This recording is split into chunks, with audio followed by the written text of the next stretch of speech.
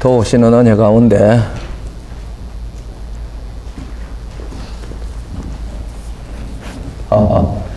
도우시는 은혜 가운데 또 허락한 하루를 이 시간까지 잘 사셨습니까? 네. 죄와 더불어 싸워서 졌습니까? 이겼습니까? 네. 이 죄와 더불어 내가 싸워서요, 이겨도 문제고 저도 문제입니다. 왜 이기면 문제인가 하면은 내가 이겼다 이래 되거든요. 그거 문제고요. 아이고 지면 또 졌네. 그래도 그것도 문제입니다. 그러면은 죄와 더불어 싸울 때 우리가 어떻게 해야 되겠습니까? 예수님께 숨어야 됩니다. 그리고 우리가 죄와 더불어 싸울 때 어떤 자세로 싸워야 되겠습니까? 그래 죄를 마주 보면 싸워야 되겠습니까? 죄를 안 보고 돌려가 싸워야 되겠습니까? 마주 보고 싸우면 안 돼요. 왜냐하면 마주 보면은 닮거든요. 쳐다보면 닮아요. 예, 그렇기 때문에 죄와 싸울 때는 죄를 안 보는 것이 방법이라고 저는 그렇게 믿습니다. 여러분들은 안 믿어도 좋고요. 오늘 우리 이정라 자매 저 창문에 눈이 부셔가지고요 얼굴이 안 보이거든요. 예. 이정라 자매 참 감동적인 특참 감사합니다. 제가 이정라 자매 알기는 수십 년이 됐죠. 오늘도 여기서 이렇게 특창을 해서 너무 감사합니다. 우리가 어떤 사람이 되어야 마땅하뇨? 라고 하는 제목으로 오늘 6번째 시간 우리 말씀을 듣습니다. 꾸준히 오셨던 분들 참 감사합니다. 꾸준히 안 오고 하루씩만 오신 분들도 감사합니다. 예. 그래서 우리가 이 말씀 자리에 자주 가는 건 참 좋습니다. 예. 우리가 첫날은 네가 어떻게 읽느냐 그런 제목으로 말씀을 들었습니다. 율법에 무엇이라 기록되었으며 네가 어떻게 읽느냐. 우리가 성경을 읽는 시각이 어떤 시각으로 읽는 것이 성경적이라고 했습니까? 생명론적, 존재론적 시각으로 성경을 읽어야 한다. 도덕론 신앙의 대표자로 떠오른 사람이 욥입니다. 그래서 욥기는 도덕론 신앙과 창조론 신앙을 대조해 놓은 책입니다. 이 욥기의 이 사실을 모르면 욥기 읽으면 어렵기만 합니다. 욥은 31장까지 세 친구와 토론을 하면서 자기는 의롭다고 회개할 것이 없다고 그렇게 아주 강변을 했습니다. 그러면서 자기는 재앙받을까봐 두려워서 하나님 앞에 잘 살려고 하면서 안원도 없고 안식도 없고 쉼도 없고 벌벌 떨며 살았다고 얘기를 합니다. 그것이 욥기 3장 25절 26절의 말씀입니다. 그리고 31장 23절에는 나는 하나님의 재앙이 두려워서 벌벌 떤다고 친히 말했습니다. 그래서 욥의 신앙은 하나님 앞에 재앙받지 않기 위하여 사는 신앙이었습니다. 그래서 아주 도덕적으로 점도 없고 흠도 없이 살려고 살다 보니 안원도 없고 안식도 없고 쉼도 없고 벌벌 떠는 거예요. 그런데 하나님께서 38장부터 오셔서 하나님이 욥에 했던 이 얘기는 일치 하나도 안 물었거든요. 그리고 난 다음에 질문하시죠. 무지한 말로 이치를 어둡게 하는 자가 누구냐? 이것이 제 첫 질문입니다. 이때 그냥 잘 했는데 그거 다 하나님께서 아시고 하신 말씀 외에요. 무지한 말로 이치를 어둡게 하는 자라고 그랬습니다. 우리 성도들은 어떻습니까? 그리고 물었죠. 내가 땅에 기초를 놓을 때에 네가 어디 있었느냐? 하나님, 욥은 자기 행동을 얘기하는데 하나님은 존재의 시작을 묻습니다. 그리고 난 다음에 계속해서 얘기하는 것은 하나님이 창조한 세계를 어떻게 섭리하시는지 그 이야기밖에 하는 것도 아무것도 없습니다. 그렇게 자기는 회개할 것이 없다고 큰 소리 땅땅 치던 욥이 42장에 가서 그렇게 말하죠. 무지한 말로 이치를 어둡게 하는 자가 누구니까? 내가 알지 못하는 것을 말하고 깨닫지 못하는 것을 말했습니다. 전에는 죽게 대하여 귀로 듣기만 하였었더니 이제는 내가 눈으로 보나이다. 내가 제에 앉아서 회개하나이다. 욥의 신앙관이 바뀐 겁니다. 욥의 신관이 바뀐 겁니다. 오늘 우리 재림교의 신앙관이요, 욥의 신앙관하고 거의 같은 것 같습니다. 저는 그런 생각을 많이 합니다. 우리 재림교회가 이 욥의 회개가 필요하다고 늘 그렇게 생각합니다. 우리가 둘째 날은 영과 육과 영, 성경이 말하는 영이 무슨 뜻인지 그것을 우리가 들었습니다. 그리고 셋째 날은 믿음은 이런 제목이었죠. 믿음은 나한테서 나오는 것인가? 아니라고 성경은 말했습니다. 우리가 유다서 3절에 보면은 단번에 주신 받은 믿음이라고 그랬습니다. 그래서 그것은 우리 아버지 하나님의 믿음이요, 예수 그리스도의 믿음이요, 삼위일명 여호와의 믿음입니다. 그 믿음을 우리에게 주셨습니다. 그래서 그 믿음은 어떤 믿음이라고 했습니까? 지극히 거룩한 믿음이라고 했습니다. 그래서 이것을 우리가 지켜야 된다고 말씀을 주셨습니다. 그리고 넷째 날에는 어떤 사람이 되어야 마땅하뇨? 어떤 사람이 되어야 마땅하다고 성경이 우리에게 가르쳐 주셨죠? 이제 들으셨으니까 대답 한번 해보세요. 예? 어떤 사람이 되어야 마땅하다고 성경이 가르쳤습니까? 하나님이 처음 창조하실 때 모습으로 회복되는 거 하나님 제일 원하실 것 아닙니까? 그래가지고 우리가 거듭난 사람을 누구든지 그리스도 안에 있으면 무슨 피조물이라? 새로운 피조물입니다. 하나님께서 우리를 예수 그리스도 안에서 새로운 피조물로 만드셨다면 어떤 상태로 새로운 피조물이 되게 하셨을까요? 처음 에덴 동산에서 창조한, 최소한 처음 에덴 동산에서 창조한 그 상태로 새롭게 창조하셨을 것 아니겠습니까? 네. 그리고요, 어제는 원수가 누구냐? 우리 그 말씀을 들었습니다. 그래서 우리가 원수를 사랑하라 하신 그 사랑이 무엇인지 우리가 생각을 했거든요. 그래서 제가 이제 세 계명이 무엇이냐고 물어보았더니 다 서로 사랑하라 그렇게 대답을 하셨습니다. 서로 사랑하라는 말은 세 계명이 아니다 그랬죠. 그것만 아는 사람은 세 계명을 전혀 모르는 사람입니다. 세 계명 무엇이라고 그랬죠? 예수께서 내가 너희를 사랑한 것 같이 요단스가 빠지면 세 계명 아닙니다. 내가 너희를 사랑한 것 같이 너희도 서로 사랑하라. 그리고 원수를 사랑하라고 그랬는데 원수가 누구라고 어제 우리가 배웠습니까? 죄인. 우리였죠. 우리가 원수 되었을 때에 하나님께서 그 아들을 보내셔서 우리를 하나님과 화목하게 하셨다 그랬잖아요.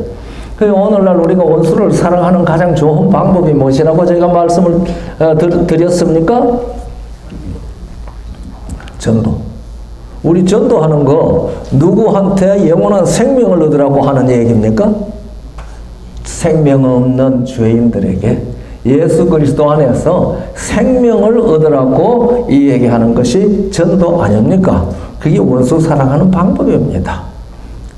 우리가 물론 감정적인 원수 살아가면서 생애해졌던 그런 원수들도 사랑해야 되겠지만은 그 원수를 위하여 내 몸을 불사르게 내어줄지라도 이 생명을 전달하려고 하는 정신이 없으면 그것은 아무 소용없는 사랑이라고 고린도전서 13장에 말씀하셨습니다.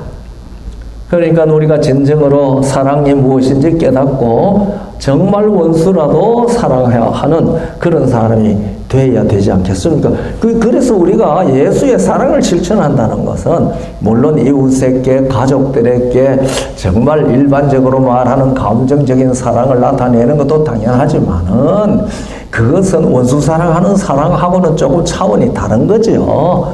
이것은 전도해서 사람을 예수 그리스도의 생명을 얻게 하는 것, 그것이 원수를 사랑하는 것입니다. 그리고 이 사랑은 요한일서 3장 14절을 보면은 그 사랑은 영원한 생명을 얻은 사람들의 생명의 본질이라고 가르치고 있습니다. 우리가 예수 그리스도 안에서 참된 생명을 얻었으면 그 생명의 본질이 생활의 사랑으로 나타난다는 겁니다. 이렇게 기록되어 있습니다. 우리는 형제를 사랑함으로 사망에서 옮겨 생명으로 들어간 줄을 알거니와. 그러니까 형제 사랑하지 아니하는 사람은 아직 못 가진 사람이에요. 생명 없는 사람이에요. 생명 없는 사람입니다. 그런데 그 다음에 이렇게 말합니다. 사랑하지 아니하는 자는 사망에 머물러 있느니라. 맞죠? 그러니까 이 예수 그리스도 안에서 얻은 새로운 피조물로서의 생명, 이 생명을 얻은 사람은 그 생명이 나타나는 삶의 성질이, 모습이 어떤 모습이라고요? 원수를 사랑하고 형제를 사랑하는 것이라고 가르쳤습니다. 그러니까 이 생명의 본질은 사랑을 나타내는 것이라고 얘기를 하고 있습니다. 오늘은 심판하실 시간, 그런 제목이죠. 심판에 관해서 성경에 기록된 말씀으로 성령께서 우리에게 말씀하시는 것을 함께 들으려고 합니다. 어제는 구원의 핵심이 이렇게 우리를 사랑해서 우리를 무엇을 만들어 주셨다고 그랬죠? 신부로 만들어 주셨잖아요. 그래서 하나님이 뭐 하신다고 그랬습니까? 장가 가신다고 그랬죠. 그 말씀 어디 있는지 구절 기억납니까? 호세아 2장 19절 20절. 내가 너희에게 장가 들어 그러면 너희가 나를 알리라. 하나님께서 장가 드신다고 그랬어요. 그러니까 우리가 하나님의 신부가 되려고 하면은 이게 사망의 존재가 되어서는 안 되잖아요. 그래서 우리를 살려서 단장해서 하나님의 신부가 되도록 꾸며주는 것이 무슨 봉사의 핵심이라고 그랬어요? 성소봉사의 핵심이라고 했습니다. 그래서 우리는 예수 그리스도로 말미암아 하나님의 신부로 단장된 사람인데, 우리가 하나님의 신부로 단장되기 전에는 에스겔 16장에 기록된 대로 길가에 버려진 피투성이 같은 사람이었습니다. 그런데 주께서 지나가시다가 발견하고 뭐라고 말씀하셨어요? 피투성이라도 살아라. 피투성이라도 살아라. 그게 핵심이 뭐 하라는 거예요? 살아라는 겁니다. 살아라는 거. 그런데 오늘날 우리 교회 오면은 무슨 소리 해요? 착한 사람 되라고 착한 사람 되라 그럽니다. 선한 사람 되라 선한 사람 되라 그럽니다. 당연히 그 얘기 해야죠. 그러나 피투성이 같이 발짓하고 빨가벗고 있어가지고 무슨 선한 행동하겠습니까? 그러니까 무엇을 주시고 생명을 얻게 하면 그 생명의 본질이 무엇으로 나타난다? 형제 사랑으로 나타난다. 그래서 하나님께서 그를 잘 해서 곱게 꾸미고 그래 놨더니 이게 서방질하더라 그 말입니다. 우리가 예수님께서 십자가에 피 흘려 돌아가시고 우리를 불러서 우리로 하여금 생명을 얻어서 그 생명의 본질이 사랑이 되어서 사랑을 나타내도록 했더니 그 사랑을 우상에게 갖다 바치더라 그 얘기입니다. 에스겔 16장 이 얘기가. 오늘 우리의 삶은 어떤지 우리 스스로 참 물어봐야 될 것이라고 생각합니다. 그래서 이 성소는 임마누엘이 하나님과 일체 하나, atonement, 하나가 되도록 하기 위하여 신부로 삼아서 일체가 되도록 하는 것이 성소 제도의 목적이라고 어제 우리가 들었거든요. 그런데 이 신부를 정결하게, 이 신부가 하나님의 신부 자격을 얻도록 정결하는 과정을 자세히 가르쳐 주는 것이 성소입니다. 그런데 그 과정, 성소 봉사에 나타나는 그 모든 과정은 그것이 심판입니다. 신부를, 이 사람을 하나님의 신부로 단장하기 위해서 모든 하는 과정이 심판이 됩니다. 그래서 이 심판이라는 것은요, 하나님의 신부 자격을 확인하는 과정입니다. 그런데 그리고 이 심판은 신부를 단장하는 방법이기도 합니다. 우리가 예수 그리스도의 신부가 되려면은, 하나님의 신부가 되려면은 제가 살펴본 데는 두 가지 조건이 있는 것 같습니다. 첫째 조건은 무엇이겠습니까? 아주 쉬운데. 첫째 조건은 무엇이겠어요? 살아 있어야 됩니다. 생명이 있어야 됩니다. 이 생명은 예수 그리스도로 말미암아 옵니다. 둘째 조건은 무엇이겠어요? 정결해야 합니다.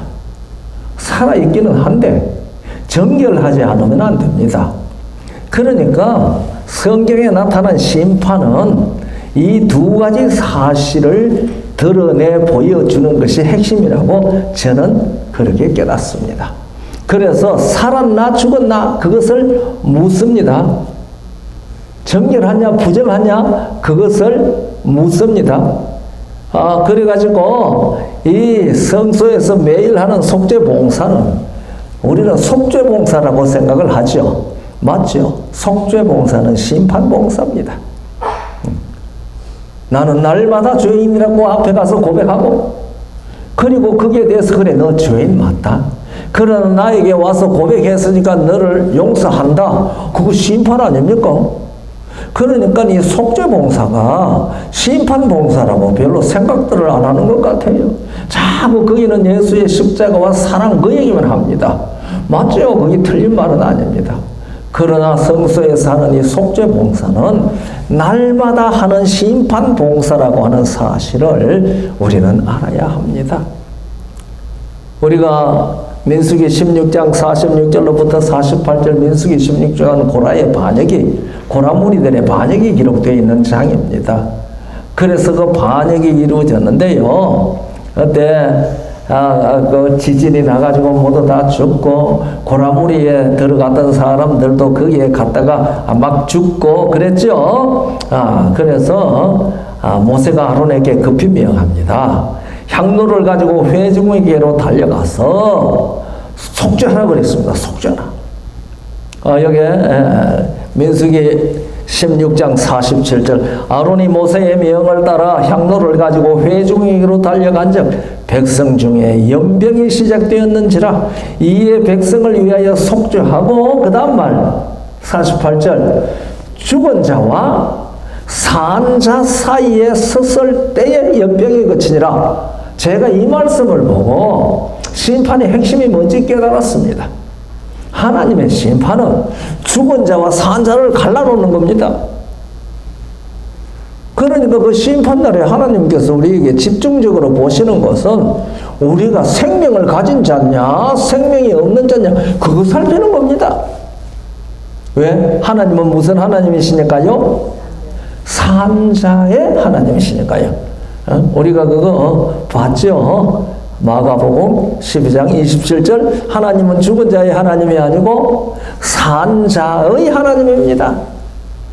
이 하나님의 생명을 가지고 있는 사람은 나타나는 삶의 모습이 무엇으로 나타나요? 원수도 사랑하는 것으로 나타나는 겁니다.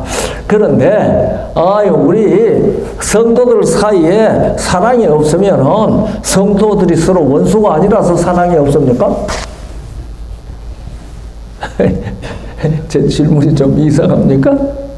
예. 우리 성도들 사이에는 원수 사랑이 아니라 형제 사랑이 있어야 합니다. 원수도 사랑하는데 형제 사랑하는 거 그거 못하겠습니까? 그래서 예수님께서 너희가 서로 사랑하면 세상에 너희가 내 제자인 줄 알 것이라고 그렇게 말씀하셨습니다. 그래서 시인은 그렇게 말합니다. 시편 27편 13절에 보면은 내가 산자의 땅에 있으며 여호와의 은혜 볼 것을 믿었도다. 우리가 산자의 땅에는 생명 있는 자가 있습니다. 사람이 호흡이 끊어지면 어느 땅으로 보냅니까? 죽은 자의 땅으로 보내죠. 그 죽은 자의 땅을 우리는 무엇이라고 얘기를 합니까? 묘지라 그럽니다. 묘지라 그럽니다. 그런데 우리는 지금은 현재 어느 땅에 있습니까? 이 세상에서라도 아직도 숨쉬고 생명이 있으니까 산자의 지역에 살고 있습니다. 그렇죠?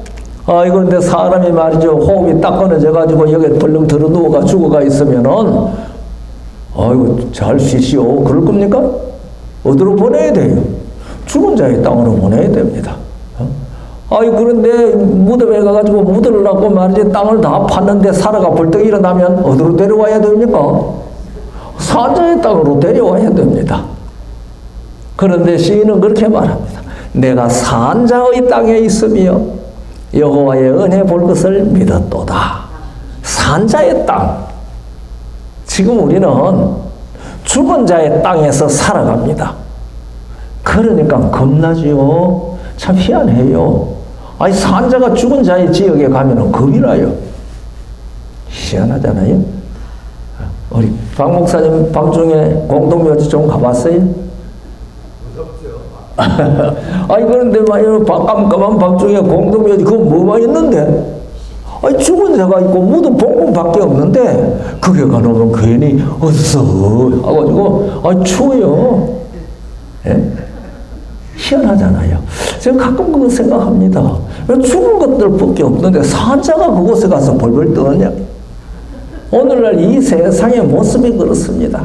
그래서 하나님의 백성이 이 생명을 가져서 이 땅에 살면은 이 땅이 두려워요. 그래서 우리는 천사의 도움도 구하고 주님 앞에 기도하고 그래서 하잖아요. 내가 사망의 엄침한 골짜기에 다닐지라도 두려우니까 해의 바람을 두려워. 그 사망의 엄침한 골짜기로 다니면 우리가 뭘 받게 되어 있다는 거예요. 해를 받게 되어 있다는 겁니다. 해 받을 걸 알지만은 주의 지팡이와 막대기가 나를 안위하시기 때문에 나는 두려워하지 않겠다. 다윗은 그랬던 것 같은데요. 이렇게 두려워하지 않겠다고 이 얘기를 하는데 사실은 두려움이 있는 그 두려움을 극복하기 위한 고백이 아니었겠습니까? 저도 똑같습니다. 한밤중에 무덤에 갔다 오라 그러면 발이 안 떨어지죠. 용기 있게 그거 아무것도 없는데 내가 갔다 올게 이런 사람 잘 없을 겁니다. 가뜩이나 덤불도 없이 가라고 하면 이 심판, 저는 성경을 읽을 때에 잘 모르는 것, 또 안 그러면 아는 것도 확실히 알려고 하면은 어디로 가야 된다고 그랬죠? 에덴 동산으로 가야 된다고 말씀을 드렸는데, 다 들었으니까 대답들 좀 하셔야지 대화가 되고 재미가 있지. 어디로 가라고요? 근원부터 살피는 것이 중요하다고 말씀드렸지 않습니까? 누가복음 1장 1절로 3절에 있는 말씀입니다. 근원부터 에덴 동산으로 가라. 그러면 이 심판 문제도 우리가 바르게 깨닫기 위해서는 어디로 가봐야 될까요? 에덴 동산으로 가야 합니다. 에덴 동산 3장에는요, 창세기 3장, 거기에는요, 이 6절로부터 19절까지는 우리의 시조 아담 부부가 선악을 알게 한 나무의 실과를 먹은 후에 여호와께서 아담 부부를 방문하셔서 심문하시는 장면이 나옵니다. 이거 심판 장면입니다. 무슨 심판요? 조사 심판 장면입니다. 그래서 저는 이것이 지구에 있었던 최초의 하나님의 심판이고 이것은 성경에 기록된 모든 심판의 판례가 된다고 저는 그렇게 생각을 하고 그렇게 믿습니다. 이 심판의 판례를 따라서 우리는 하나님의 심판을 이해하는 기초를 삼는 것이 합당하다고 저는 그렇게 믿습니다. 그래서 근원부터 살피는 것입니다. 오늘날 학위 논문을 쓸 때에는 반드시 무슨 일을 자기가 논문에 사용하는 낱말들 그것을 갖다가 정의하는 일을 꼭 하지 않습니까? 예? 그죠? 데피니션 하죠. 데피니션 오브 워드라고 해서 자기가 이 논문에서 쓰는 낱말들, 단어들은 일반적으로 쓰는 단어를 쓰기는 쓰는데 내 논문에서는 그 단어는 이런 뜻으로 쓴다. 그거 꼭 하죠. 논문 써보신 분들은 그거 다 알 겁니다. 그런데 만약에 그 데피니션을 떠나가지고 일반적으로 이해하는 이해로 그 논문의 그 낱말을 읽은 엉뚱한 소리 하잖아요. 이 세상에 사람이 쓴 논문도 그렇거든. 하물며 하나님의 말씀을 우리가 이해하려고 할 때에 그 말씀 속에 나오는 언어들의 데피니션을, 정의를 하나님이 정의해 놓은 것을 찾는 것이 성경 연구하는 데 필수 조건이라고 저는 그렇게 믿습니다.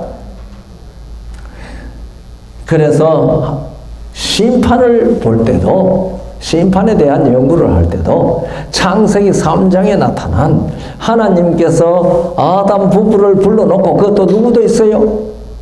하나님께서 오셨는데 아담 부부도 있고 그게 또 누구도 있어요? 뱀. 예. 아담 부부와 뱀을 앞에 놓고 지금 하나님께서 신문하십니다. 그래서 내가 너희들은 먹지 말라 한 나무의 실과를 먹었느냐? 그렇게 묻죠. 내가 벗었으므로 두려워하여 숨었나이다 하니까 누가 너의 벗었음을 말하였느냐? 내가 너희들은 먹지 말라 한 나무의 실과를 먹었느냐? 그러면은 하나님께서 먹지 말라고 한 실과를 먹지 아니했다면 아담이 뭘 모른다는 아담 부부가 뭘 몰랐다는 말입니까? 벗은 것을 몰랐다는 얘기입니다. 그러니까 하나님이 그렇게 물으셨죠. 내가 너희들은 먹지 말라 한 나무의 실과를 네가 먹었느냐? 그러니까 그 하나님 몰라서 묻습니까? 그러니까 아담이 또 하나님 핑계 대죠. 내게 주셔서 함께하게 한 여자가 그 주물어 먹었습니다. 예, 제가 잘못했습니다. 안 했어요. 그러니까 또 여자에게 묻죠. 너는 왜 그랬느냐? 뱀이 꾀물어 먹었습니다. 그 꾀다는 말이요, 속인다는 말이더라고요. 예. 이게 조사심판의 기본입니다. 이 아담 부부는 여기에서 직고했습니다. 직고라는 사실대로 얘기했다는 말입니다. 직고. 사실대로 얘기를 했습니다. 그러니까 그들이 한 말이 누구를 정죄하는 죄목이 되었습니까? 뱀을 정죄하는 죄목이 되었습니다. 그들이 잘못을 저질렀지만은 하나님께서 그들이 자기네들의 일을 이렇게 해서 먹었습니다 하는 그 말을 솔직하게 직고했을 때에 하나님께서는 그래 알았다. 그러니까 너희를 꿰어서 그걸 먹게 한 존재가 여기 있어요. 뱀이에요. 그러니까 그 뱀에게 선고를 내렸습니다. 그것이 모든 짐승보다 저주를 받아 배로 기어다니고, 우리가 정언의 말씀을 보면은 이 뱀이 처음에 지음을 받았을 때에 아주 아름다운 모습으로 날아다녔다고 그랬잖아요. 오늘날 세상 사람들이 날아다니는 뱀에 대해서 잘 알고 있어요? 몰라요? 알아요? 몰라요?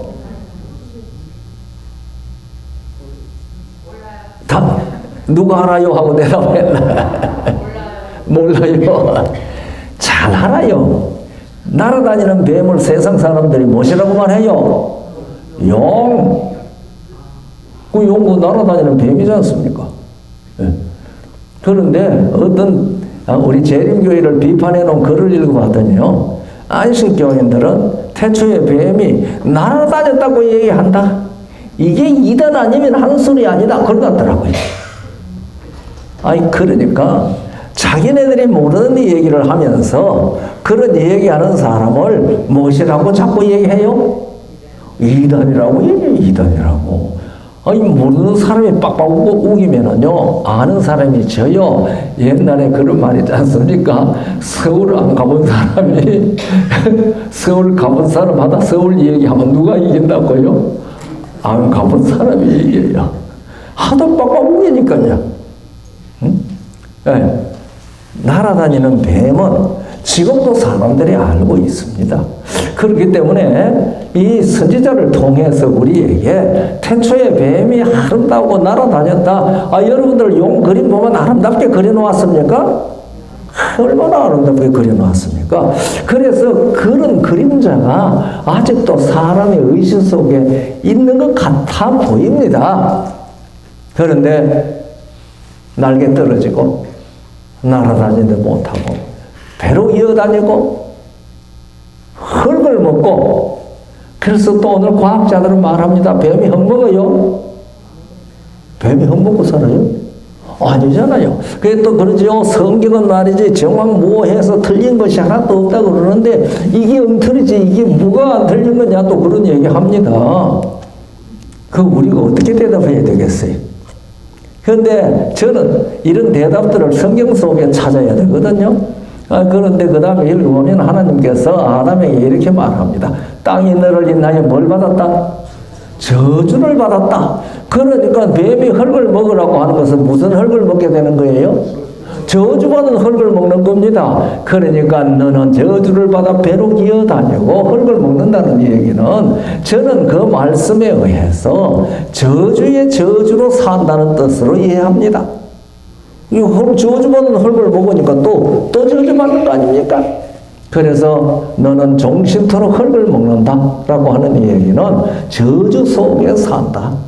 그 얘기를 그렇게 표현했다고 저는 그렇게 생각합니다. 그래서 이 뱀에게 너는 왜 그래 꿰었느냐 물었어요? 안 물었어요? 안 물었어요. 하나님께서 이 뱀은 어디서 추방된 거 잘 알아요. 사탄이거든요. 그런데 이 사람들은 이 사탄의 유혹에 넘어갔기 때문에 그들 속에서 나온 발상이 아니거든요. 선악을 알게 하는 나무의 실과를 따먹은 것이죠. 그래서 하나님께서는 뱀을 우주 앞에서 공개적으로 정죄하고 그 머리가 상해야 된다는 선고를 내리기 위해서 하나님의 자녀로 지음을 받았던, 지금은 뱀에게 홀딱 넘어갔지만 아담 부부에게 조사 심판한 겁니다.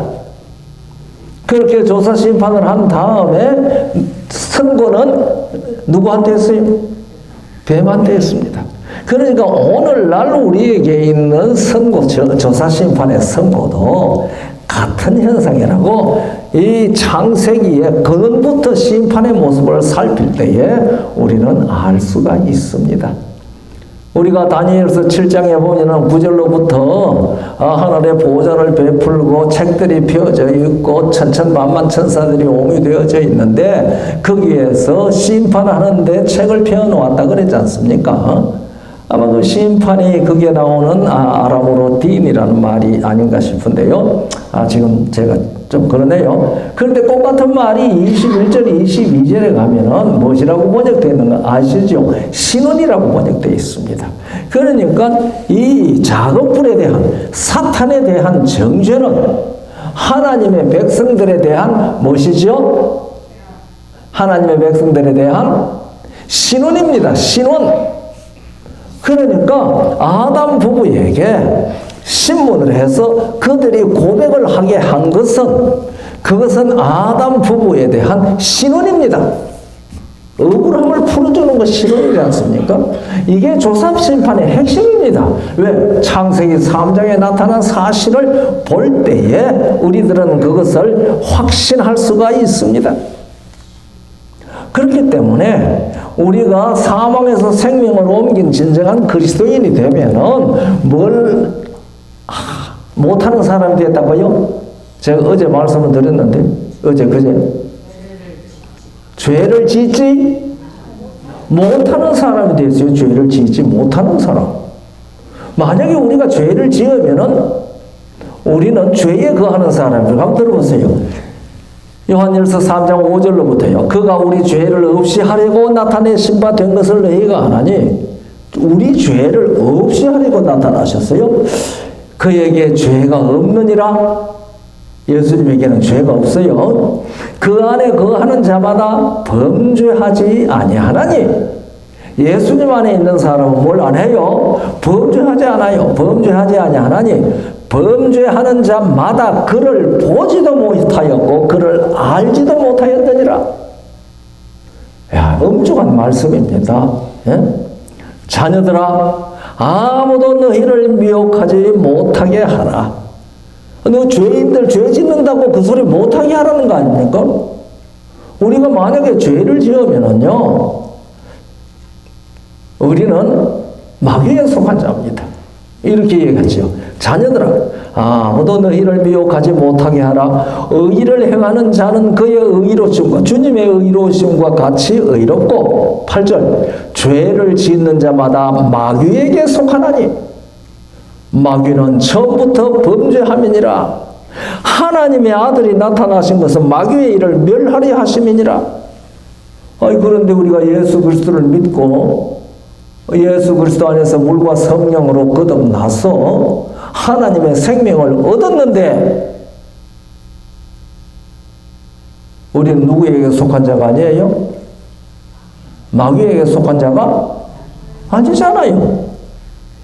그런데 죄를 지으면 마귀에게 속한 자라고 아주 이 성경은 단언했습니다. 마귀의 일을 멸하기 위하여 왔다고 그랬거든요. 9절에 하나님께서 난 자마다, 요한복음 1장 12절 13절에 하나님께 난 자들, 예수를 믿으면 하나님께서 난다 그랬지 않습니까? 하나님께로서 난 자마다 죄를 짓지 아니하나니 이는 하나님의 씨가 그 속에 거하며 그도 범죄치 못하는 것은 하나님께서 났음이니라. 성도 여러분, 저를 포함해서 우리 모두 하나님께로서 났습니까? 그러면은 죄를 짓는 사람입니까? 못 짓는 사람입니까? 이야, 못 짓는 사람이라고 대답을 해야 되는데 자신이 없어가지고 대답을 못해. 그러니까 내가 어떻게 했느냐 그걸 물으면 안 됩니다. 성경이 그렇게 말했으면 아멘 그렇게 해야죠. 네? 제가 대학에서 안식일학교 교사를 했는데요. 이제 교수들 모두 다 교수반입니다. 여기 앉아가지고 이제 교수를 하면서요. 그때 뭐 교과 내용이 무슨 교과 내용이었는지 모르겠는데요. 하여튼 성도 얘기가 나왔습니다. 그래서 제가 물었습니다. 여러분들 다 성도님이시죠? 하니까 조용해요. 그러더니 더중에 용기 있는 한 분이 아닙니다 그래요. 성도 아닙니다 그래요. 그러면서 성도 아니시라고요? 제가 그렇게 얘기했더니 아무나 함부로 성도 소리 하지 말아요. 그러시는 거예요. 그 교수님이요, 제가 학생 때 교수님이시거든요. 그런데 제가 앞에서 교사하면서 그 얘기하는데 그 얘기 딱 하니까요, 상당히 당황이 되더라고요. 그래서 제가 꿀꺽 춤을 삼기고 혼자 속으로 기록된 말씀대로 받아들여서 믿어야 안 믿어요? 안 믿어. 여러분 성경에 기록된 말씀 그대로 믿습니까? 성경은 예수 그리스도 안에 있는 사람을 무엇이라고 했는데, 성도라고 했는데 누구를 보니? 자기 삶을 보니 성도 성자에도 못 가는 것 같거든. 그러니까 나는 성도 아닙니다 그렇게 얘기하는 거예요. 오늘 이 자리에 오신 분들도 혹 마음으로 그런 생각이 있으시면, 그러면 누구 안에서 새로운 피조물이 안 됐습니까? 예수 그리스도 안에서 새로운 피조물이 경험하지 못한 상태입니다. 아무도 자신에게 자기가 성도라고 말할 수 없겠죠. 그러나 우리가 예수 그리스도를 믿어서 예수 안에 내가 있다면 하나님께서 성도로 여겨주시니까 아멘. 아니 그러면 뭐 노릇해야 돼요? 이제 성도 노릇을 해야 돼요. 왜? 성도니까. 성도가 되기 위하여 성도 노릇을 하는 것이 아니고 예수 그리스도 안에서 성도가 되었으니까 성도 노릇을 하는 거. 성도로서 사는 겁니다. 노릇이라는 말이 좀 그렇긴 하지만 말입니다. 하나님께서 난 자마다 죄를 짓지 아니하나니 이는 하나님의 씨가 그의 속에 거하며 저도 범죄치 못하는 것은 하나님께로서 났습니다. 어제 어떤 분과 이 씨에 대한 얘기를 한참 나누었습니다. 씨가 말라 비틀어질 씨가 있는데 그거 살았어요, 죽었어요? 그 지금 씨가 어떻게 이제 이 고고학자들이 무덤 발굴하다 보니까 씨앗들 나오잖아요. 그게 왜 천년된 씨앗이야? 1500년, 2000년 된 씨앗도 나와. 그 씨앗이 죽었어요, 살았어요? 살았는지 죽었는지 몰라요. 이제 뭐 해봐야 알아요? 심어봐야 알아. 그러니까 씨앗이 그대로 있을 때는 이게 살았는지 죽었는지 몰라. 그러나 심어서 상에 나오는 씨앗은 1000년을 자고 있었을지라도 뭐가 나와요? 상에 나오고 꽃을 피우고 우리가 많이 봤죠. 신문에도 봤습니다. 그래서 예수님께서 밀을 얘기하신 거예요. 하늘의 밀이 땅에 떨어져 죽으면 죽기는 뭘 죽어? 상에 나와서 많은 열매를 맺어. 그게 씨앗의 특성입니다. 그래서 우리 안에 뭐가 있다고 그랬어요? 하나님의 씨가 있다고 그랬습니다. 씨가. 제가 이 구글에서 공자님이나 석가님이나 이런 분들이 씨앗으로 교훈을 한 것이 있는가 하고 물었어요. 그랬더니 없대요. 구글이 그렇게 대답을 했습니다. 그들은 씨앗으로 교육한 일이 없대요. 제가 그것을 보고 그들이 뭐가 없으니까 그들에게 씨앗이 없어요. 그러니까 씨앗으로 교훈을 할 수 있는 지식과 지혜와 능력이 없습니다. 그런데 씨앗으로 교육하신 분은 누구십니까? 창세기부터 씨앗이 얘기하십니다. 씨 맺는 채소 그 얘기뿐만 아니라 내가 너로 여자와 원수가 되게 하고 너의 후손도 여자의 후손과 원수가 되게 하고 그 후손이 히브리 말로 제라, 씨앗이라는 말입니다. 씨앗. 그래서 제가 생명을 가지고 오신 분은 씨앗 이야기를 하시는구나. 그래서 우리 안에 하나님의 씨가 있으면 그는 범죄치 못하는 자라고 성경은 우리에게 얘기했습니다. 그 씨앗이 우리 안에 영원한 생명으로 생명을 주기 때문에 그렇습니다. 우리 안에 이 생명의 씨가 확실히 있습니까? 있나 없나 지금 자기를 살피느라고 열심히신데 그건 좋은 일이죠. 살펴야 됩니다.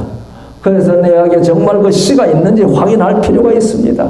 이 씨가 있는 사람은 죄를 짓지 못해요. 바울은 그렇게 말하죠. 로마 6장 1절에 그럴 수 없느니라. 죄에 대하여 죽은 우리가 어찌 그 가운데 더 살려? 그러니까 죄에 대해서 죽었는데 우리가 어떻게 죄를 짓습니까? 그런데 우리가 죄를 짓는다고 많이 생각하잖아요. 제가 이 얘기는 말씀을 다 드렸습니다. 그래 우리는 죄를 짓는 사람이 아니고 어떤 사람이라고 말씀드렸죠. 우리가 함께 죄와 싸우는 사람입니다. 우리는 죄 짓는 사람 아닙니다. 우리는 죄를 만나가 타협해버리면 항복하는 사람입니다. 그게 태초에 여자가 한 일입니다. 그러나 죄가 우리를 유혹할 때 우리는 죄와 더불어 싸워야 합니다. 싸우다가 보니 얻어맞아요, 안 얻어맞아요? 얻어맞아요. 누가 더 힘이 세요? 죄가 힘이 세요? 내가 힘이 세요? 죄가 힘이 세요. 그러니까 우리는 죄와 더불어 싸우다가 져요. 얻어맞고 상처 입고 핥히고 피 흘리고 그렇습니다. 그걸 갖다가 우리는 죄 지었다라고 말합니다. 그 정확하게 하면 죄 지은 것이 아니라 죄에게 상처 입은 겁니다. 상처 입었습니다. 그래서 우리는 그 입은 상처를 가지고 어디로 가야 돼요? 예수님께 가야 됩니다. 길라앗의 의사 되시는 예수님께 가야 되고, 내가 너를 씻기지 아니하면 네가 나와 상관이 없다고 말씀하신 주님 앞에 내 더러워진 발, 내 상처 입은 몸 내놓고 맡겨야 합니다. 그것을 우리가 회개라고 그럽니다. 그래서 저는 그 예수님께서 베드로에게 하신 말씀에 근거해서 이 회개에는 두 가지 종류가 있다고 말합니다. 하나는 목욕하는 회개고 하나는 발 씻는 회개입니다. 우리 성도들이요, 성경이 가르치는 회개의 본질을 바르게 이해하지 못하는 것 같아요. 우리가 사도행전 11장 18절을 보면은 회개는 생명 얻는 회개라고 그랬습니다. 우리가 히브리 6장 1절을 보면은 죽은 행실을 회개하라고 했습니다. 그 우리가 생명 얻는 회개, 이것이 목욕하는 회개입니다. 이 목욕하는 회개로 우리가 생명을 얻어 놓으면 그 다음에 그 생명으로 우리가 살아가는데 죄가 자꾸 공격을 하니까 죄와 더불어 싸우다가 상처 입으면은 그에 이제 가서 치료받고 씻김을 받고 이것이 발 씻는 회개입니다. 여러분, 하루를 살면 저녁이 되었을 때 우리는 발을 씻는 회개의 기도를 주님 앞에서 꼭 할 필요가 있다고 생각을 합니다. 하나님께서 이 두 사람 아담 부부를 에덴 동산에 내보냅니다. 그 사람을 내보내요. 뭐라고 하셨나요? 아니, 그의 근본된 토지를 갈게 하셨다고 그랬습니다. 근본된 토지를 갈게 했습니다. 그런데 그 토지가 어떻게 되어버렸습니까? 지금 창세기 3장 18절에 보면 땅이 네게 가시더물과 엉겅퀴를 낼 것이라 그랬거든요. 그러니까 우리가 근본된 토지, 우리 몸의 토지입니다. 이것을 가지고 주께서 주신 그 생명을 가꾸기 위해서 살려고 할 때에 사탄이 와가지고 자꾸 가시도 뿌리고 엉겅퀴도 뿌리고 뿌립니다. 그러면 그거 자꾸 우리가 뽑아내야 돼요. 내가 잘 못 뽑으면 주님 앞에 가서 뽑아달라고 해요. 주님 뽑아주십니다. 기다리시거든요. 이게 이제 발 씻는 회개를 계속해야 되거든요. 그래서 너희는 묵은 땅을 갈고 가시던 물 속에 파종하지 말라고 예레미야 4장 3절에 부탁을 했고, 호세아 10장 12절에는 너희 묵은 땅을 기경하라 그렇게 말씀을 하셨고요. 예수님께서는 가시던 물 속에 떨어진 씨앗에 대한 말씀을 하셨습니다. 그러면서 예수님께서는 그 가시던 물이 무엇인지 해석을 하셨는데 세상의 염려와 재리의 유혹이라고 했습니다. 이런 것들은 다 사탄이 뿌리는 씨입니다. 가라지를 뿌리는 자는 마귀라고 하셨지 않습니까? 이것을 메고 뽑고 태워야 합니다. 이게 발 씻는 회개입니다. 그것도 내가 씻는 게 아니고 누가 씻어줘요? 우리 주께서 씻어주십니다. 예수님 믿고 생명을 유지하는 일이 쉽다 어렵다? 아무도 대답 안 하시네.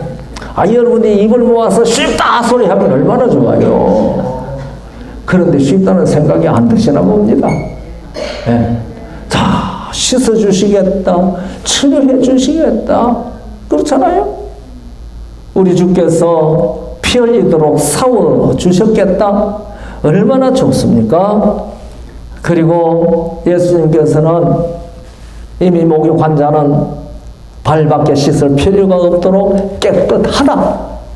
요한복음 15장 1절 2절 읽어보면은 너희는 내가 너희에게 일러준 말로 다 깨끗하다. 그리고 우리가 깨끗한 것은 하나님의 말씀으로 깨끗하다고 우리에게 이 얘기를 했습니다. 저는요, 우리 재림교회에 와가지고 율법은 거울과 같다.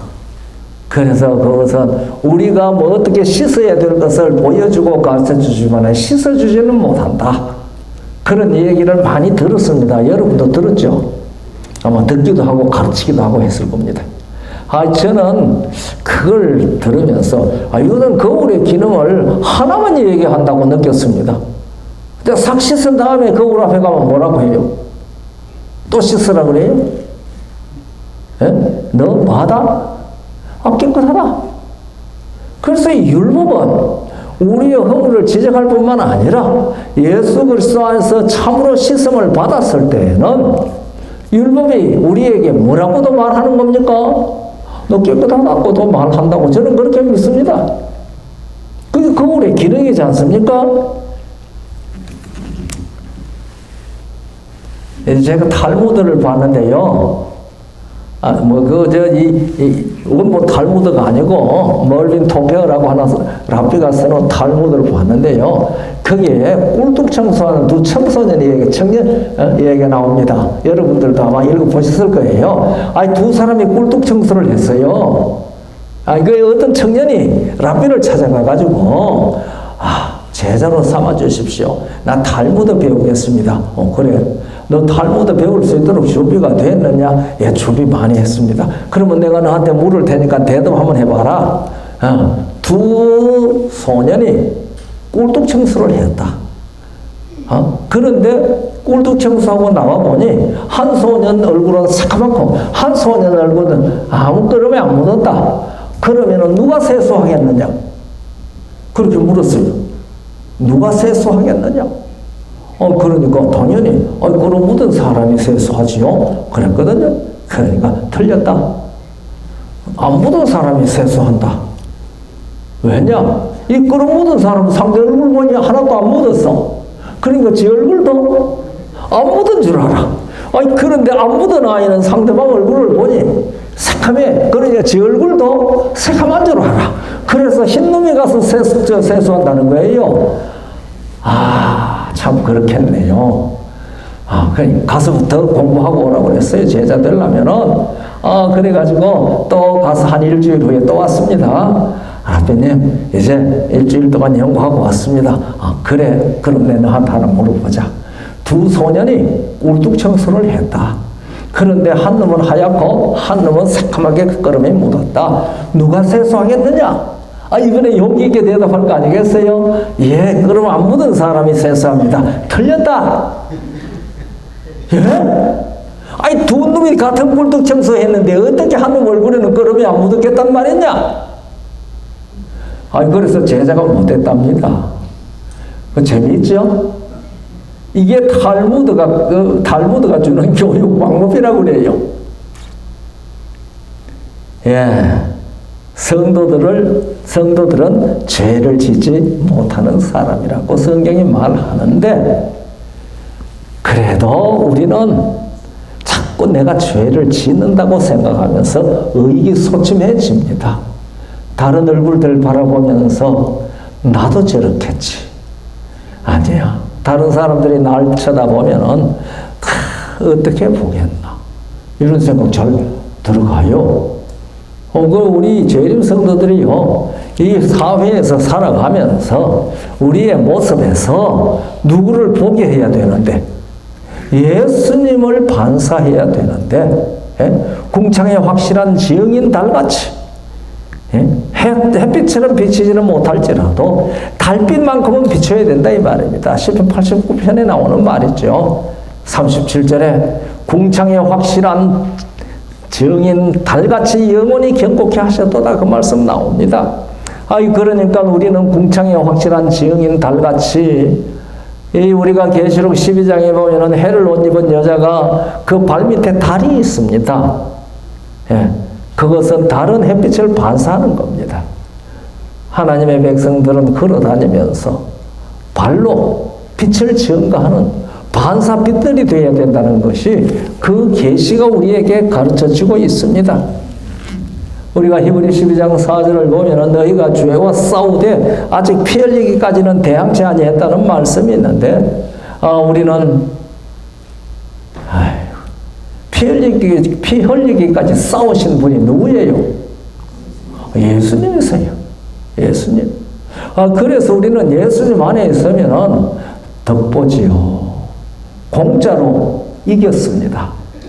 나는 졌는데 예수님이 이기셨기 때문에 내가 진정으로 예수 안에 있으면 나는 공짜로 이겼습니다. 그래도 안심이 되지 않으셔서 우리 주님께서는 우리에게 갑옷을 입혀주셨습니다. 하나님의 전신 갑옷을 입혀놓고 그래서 싸워서 이기라고 얘기합니다. 아니요. 내가 이겼으니 내 안에 있으라고 얘기를 합니다. 그래서 에베소에 있는 이 전신 갑주에 대한 것을 쭉 얘기하신 다음에는 또요, 로마 13장에는 이렇게 말하고 있습니다. 오직 주 예수 그리스도로 옷 입으라고 그랬습니다. 이것이 빛의 갑옷이라고 가르쳐 주고 있습니다. 아담 부부는 빛의 갑옷을 입고 있었습니다. 요한복음 1장 4절에 보면 그 안에 생명이 있었으니 이 생명은 사람들의 빛이라고 그랬습니다. 그러니 너희는 세상의 빛이라고 말씀하셨을 때 그 말씀은 우리 안에 뭐가 있다는 말씀이에요? 예수 그리스도의 생명이 있다는 말입니다. 그래서 이 생명이 나타나는 모습이 사랑이라고, 원수를 사랑하는 사랑이요 형제를 사랑하는 사랑이라고 요한일서 3장 14절에는 말씀하지 않았습니까? 그래서 우리는 예수 그리스도 안에서 생명을 얻은 사람이라면 그거는 사람의 빛입니다. 우리가 부조와 선지자 45쪽에 읽어보면 이 무고한 부부는 아무런 인조 의복을 입지 않았으며 그들은 천사들처럼 빛과 영광의 옷을 입고 있었다. 그들이 하나님께 순종하는 생활을 하는 동안에는 이 빛의 두루마기가 계속 그들을 둘렀다. 우리들 빛을 입고 있습니까? 우리들의 모습 속에, 우리들의 생활 속에 사람들에게 빛을 비추는 사람들이 되어져 있습니까? 만약에 우리가 빛이 아니면은 우리 안에 뭐가 없는 사람이에요? 예수 생명이 없는 사람입니다. 우리가 시편 104편 2절을 읽어보면 주께서 옷을 입음 같이 빛을 입으심이 그랬어요. 하나님께서 빛을 입으신 분입니다. 그분은 생명 자체니까 하나님 빛이시라 그에게는 어둠이 조금도 없다고 그랬습니다. 여러분, 이 세상에 있는 사물들 중에요, 면적은 있는데 부피가 없는 사물이 뭔지 다 아시죠? 면적은 있는데 부피가 없어. 뭐예요? 그림자입니다. 그림자. 아니, 그림자는 면적은 있는데 부피가 없잖아요. 그런데 하나님은 빛 자체시기 때문에 그림자가 있을까요? 없을까요? 없어요. 요한일서 1장 5절에는 하나님은 빛이시라 그에게는 어두움이 조금도 없다고 말씀하셨고, 야고보서에는 회전하는 그림자도 없다고 얘기했습니다. 저는 그 말씀들을 읽으면서 요한이나 야고보가 과학을 얘기한 것이 아니지만 얼마나 과학적입니까? 회전하는 그림자도 없다고 말씀하셨습니다. 그런데 우리의 시조는 이 뱀의 간계로 미혹이 되어가지고 하나님을 떠났습니다. 그래서 우리는 그의 후손들이 되어가지고 무엇을 잃어버린 사람들이 다 되었습니까? 이 생명을 잃어버린 사람이 되었습니다. 아담 부부를 세워놓고 하나님께서 심판하신 것은 그들로 하여금 신원해 주시기 위하여 하셨습니다. 그리고 그들이 짓고 하는 일에 의해서 사탄을, 뱀을 단번에 정죄하시고 종신하도록 판결을 내리셨습니다. 사탄은요, 그때 죽었습니다.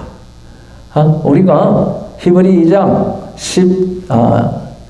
4절을 읽으면은, 예, 그도 혈육에 함께 속하셔서 사망으로 말미암아 사망의 세력을 잡은 자 마귀를 없이 하시고 그랬어요. 없이 하시고. 요새 개정판에는 멸하시고라고 번역을 했는데 그 다르게온데요. 그거 없이 하시고라는 말하고 똑같습니다. 예, 없이 하셨습니다. 그런데 없이 하셨는데 아직도 사단이 활동하잖아요. 그러나 어느 에덴 동산에서 벌써 죽은 거나 같습니다. 그래서 확정적인 미래를 과거형으로 쓰는 것이 이 성경 속에 이렇게 나타나 있습니다. 그래서 두 사람의 고백으로 직고하는 일을 통해서 사탄의 죄상은 온 우주 앞에 드러났고 하나님께서는 그를 머리가 상할 것이라고 판결을 하셨습니다. 확실한 증거로 우주 앞에 선고하신 것이지요. 그래서 아담 후손은 아담에게도 너는 흙으로 돌아가리라 하는 선고를 통해서 아담의 후손들은 다 심판받았습니다. 그러나 무슨 생명을 주셨다고 영과 육을 이해할 때 말씀드렸잖아요. 육체의 생명을 허락하셔서 은혜 받을 만할 때요 구원의 날을 은혜로 허락하신 겁니다. 그것이 수명입니다. 수명. 그러니까 우리가 이 땅에 지내가는 수명은 이 생명을 회복할 수 있는 유일한 기회입니다. 그래서 은혜를 헛되게 받지 말라고 고린도후서 6장 1, 2절에 우리에게 권고합니다. 우리는 은혜를 헛되게 받은 사람들이 아니죠. 예수님 앞에 나왔으니까요. 그리고 만약에 우리가 진정으로 회개한 일이 없었다면은 우리는 참으로 회개하는 경험을 해야 합니다. 그렇게 해서 우리는 생명 얻는 회개를 우리 자신에게 확인해야 합니다. 내가 과연 생명 얻는 회개를 했느냐? 그렇지 않으면 욥처럼 도덕적으로 잘못했던 그것들, 말씀 제대로 순종하지 못한 내 행위, 그걸 갖다가 용서해달라고 얘기를 하고 그것이 본질적으로 회개한 것으로 착각하고 있다면 우리는 참된 회개를 해야 된다고 생각을 합니다. 이 사도 바울은 사도행전 17장 가운데 인류의 모든 족속을 한 혈통으로 만들었다고 얘기를 하면서 28절에 가서 그렇게 말하죠. 우리는 그를 힘입어 하나님을 힘입어 살며 기동하며 활동하며 존재하느니라. 욥에게 하나님께서 내가 땅에 기초를 놓을 때에 네가 어디 있었느냐? 그렇게 질문을 하셨는데 바울은 여기서 대답을 합니다. 우리는 그분을 힘입어 살며 기동하며 존재하느니라. 오늘 여기 오신 것도 하나님께서 우리를 존재하게 해 주셨기 때문에 그래서 아직도 육체의 생명이 우리 안에서 작용하기 때문에 여기 왔습니다. 우리가 고린도전서 4장 7절에 보면은요, 네게 있는 것 중에 받지 아니한 것이 무엇이냐? 네가 받았은즉 어찌하여 받지 아니한 자처럼 자랑하느냐? 우리는 혹 그렇게 살아오지는 않았습니까? 정말 우리는 자랑할 것이 아무것도 없습니다. 그래서 자랑하는 자는 여호와를 아는 것을 인하여 자랑하라고 그랬습니다. 우리 자랑거리 다 있습니까? 참 대답이 인색하네. 우리 자랑거리 다 있습니까? 우리가 누구를 아는 사람들이 되었습니까? 여호와를 아는 사람들이 되었습니다. 그러면 우리는 자랑거리가 있습니다. 아이들이 모여서 자기 아버지가 별 달았다고 자랑하잖아요. 그런데 우리는 아버지 그 이름은 여호와십니다. 저는요, 우리 아버지 하나님의 이름이 여호와시라고 하는 사실에 대해서 얼마나 감사한지 모릅니다. 내 아버지 이름은 여호와시다. 여호와. 스스로 계시는 분이시다. 그분이 우리 아버지십니다. 얼마나 자랑스럽습니까? 이것을 아는 것을 자랑하라고 얘기를 했습니다. 그런데 심판하실 시간, 오늘 그런 제목이지 않습니까? 요한복음 3장 17절로 19절에 예수님께서는 이렇게 말씀하셨습니다. 그 아들을 세상에 보내신 것은 세상을 심판하려 하심이 아니요 그로 말미암아 세상이 구원을 받게 하려 하심이라. 그를 믿는 자는 심판을 받지 아니하는 것이요 믿지 아니하는 자는 하나님의 독생자의 이름을 믿지 아니함으로 벌써 심판을 받은 것이니라.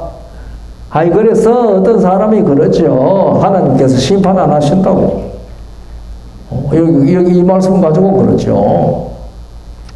그런데 여기에 심판을 받지 아니한다고 하는 말이 그리는데요. 이건 그 밑에 정죄라는 말하고 똑같은 말입니다. 그러니까요, 우리가 예수 그리스도를 믿으면 심판날에 뭘 받지 않아요? 정죄되지 않습니다. 정죄되지 않습니다. 그런데 그 정죄 내용은 정죄는 이것이니 곧 빛이 세상에 왔으되 사람들이 자기 행위가 악함으로 빛보다 어둠을 더 사랑한 것이라. 이게 정죄 내용입니다. 그래서요, 아담 안에서 죽은 것이 우리에게 죄라고 제가 말씀을 드렸어요. 영과 육에 대해서 얘기할 때에. 그런데 예수님께서 요한복음 16장 8절에서부터 성령께서 오셔서 하시는 세 가지 일을 말씀하셨잖아요. 성령께서 오시면 죄에 대하여, 의에 대하여, 심판에 대하여 세상을 책망하신다고 하셨는데, 그리고 이제 죄에 대하여라 하면 그들이 나를 믿지 아니하며, 예수님 안 믿는 게 죄입니다. 왜? 예수님을 안 믿는 것은 뭘 거절한 사람이니까? 이 생명을 거절했어요. 생명 거절하는 사람은 어디에 머물러 있는 사람이에요? 사망에 머물러 있는 사람입니다. 사망에 머물러 있는 그 상태가 죄입니다. 오늘날 우리는 하루하루 주님 앞에서 발 씻는 허물, 상처 입은 허물, 그것을 직고해야 합니다.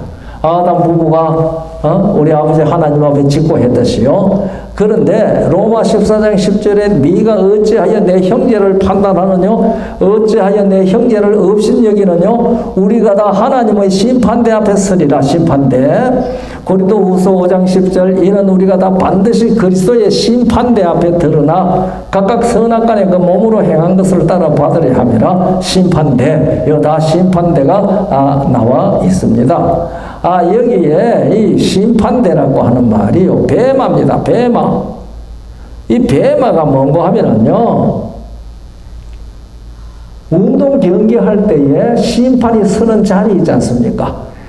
배구나, 특별히 배구 할 때는 심판이 서는 자리에 있어가지고 서브를 잘 넣었는지, 토스를 잘 했는지, 잘 받았는지, 그걸 즉석 판단하잖아요. 그래서 심판이 서서 즉시 판단하는 그 자리를 배마라고 합니다. 그런데 여기에 우리가 다 반드시 그리스도의 심판대 앞에 드러나라고 할 때에 이 심판대, 그 다음에 하나님의 심판대 앞에 서리라 할 때 이 심판대가 다 배마입니다. 그러니까 이 적석 심판과 관련되어져 있는 말입니다. 그런데 우리가 시편 7편 11절을 보면은요, 하나님은 의로우신 재판장이시며 매일 분노하시는 하나님이시로다 그랬어요. 그러니까 하나님께서 우리에게 매일 심판하신다는 말입니다. 대마 심판대에서 심판하십니다. 그래 하나님의 이 배마 심판은요, 정죄 심판이 아니고 경고 심판입니다. 정화를 위해서 너 잘못했으니까 회개해라. 발 씻으러 가거라. 치료하러 가거라. 그렇게 배마 심판입니다. 시편 102편 8절에는 이렇게 말합니다.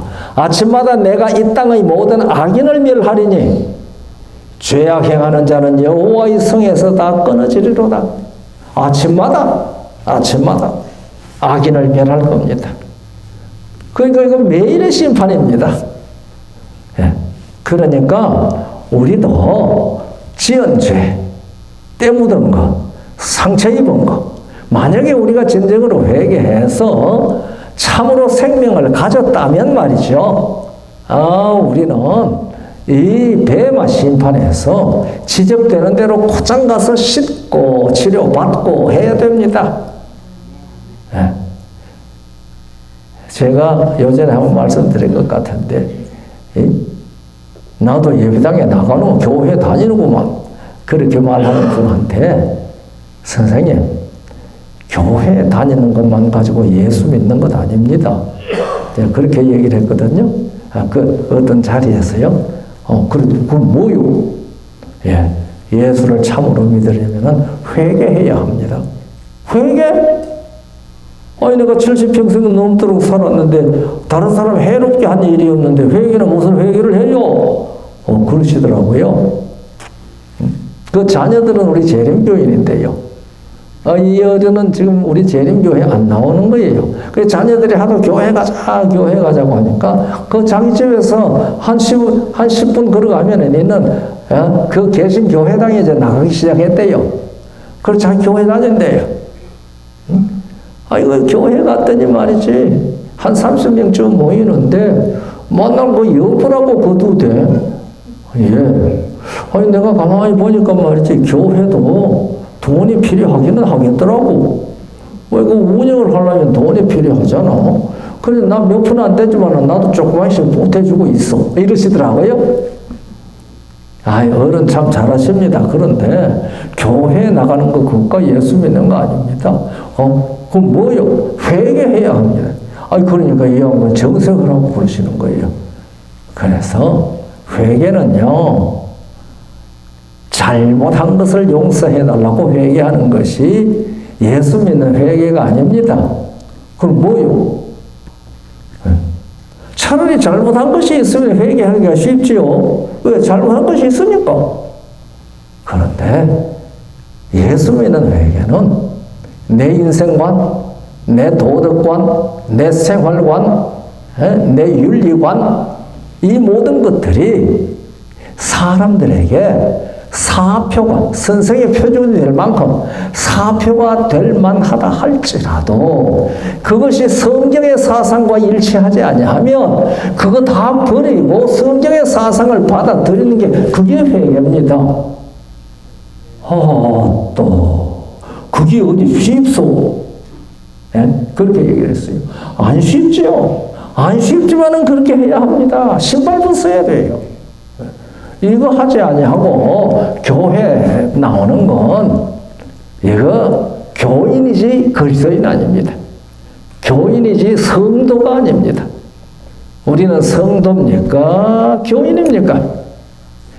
하나님 앞에 정직하게 짓고 하셔야 합니다. 우리 주님께서 오늘도 배마 심판대에서 날마다 우리를 심판하십니다. 매일 분노하시면서. 그래서 우리를 돌아오라고. 여러분, 아이가요, 자꾸 잘못을 저지르면은 부모님이 화가 나요, 안 나요? 그놈을 갖다 가지고, 골탕 먹이려고 화가 나요? 돌아오라고. 이 하나님이 매일 분노하신다는 말은 바로 그런 말입니다. 우리가 야고보 5장 9절을 읽어보면은요, 야고보 5장 9절입니다. 형제들아 서로 원망하지 말라. 그리하여야 심판을 면하리라. 보라, 심판자가 문 밖에 서 계시니라. 우리 생활의 문 밖에 지금 심판자가 배마 심판석에 서 계십니다. 그러면서 우리를 하루하루 보는 겁니다. 그러므로 우리가 이 배마 심판에서 예수 그리스도 안에서 정결함을 얻었다고 선고받는 것이 가장 중요합니다. 그래서 날마다 회개하고 속죄 받아야 합니다. 그래서 우리는 아침마다 저녁마다 새로움을 겪어야 합니다. 우리가 예가 3장 20절로부터 22절까지 있으면 그런 말이 나오지 않습니까? 23절에 22절에 이렇게 말합니다. 중심에 회상한 적 오히려 소망이 있사오면 22절 여호와의 자비와 긍휼이 무궁하심으로 우리가 진멸되지 아니함이니이다. 이것이 아침마다 새로우니 주의 성실이 크도소이다. 그러니까 우리는 아침마다 저녁마다 주의 성실이 큰 성실이 나에게 이루어지도록 해야 합니다. 이 성소봉사에 날마다 속죄봉사하는 것은 대마 심판에서 용서를 받았다고 허락받는 겁니다. 이게 성소봉사입니다. 그래서 주께서 신부를 단장시키는 겁니다. 정결하게. 이미 너는 생명을 가졌다 살아는 존재다. 살았기 때문에 사망의 세력과 더불어 싸우다가 상처 입었지.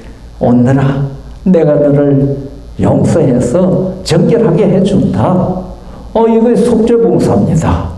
그런데 이 봉사, 이 성소 봉사 중에 날짜가 정해져 있는 것 하나 있죠. 성소는 날마다 봉사하잖아요. 그런데 그 중에 날짜가 정해져 있는 봉사 날이 있잖아요. 그게 언제죠? 그게 대속죄일 7월 10일입니다.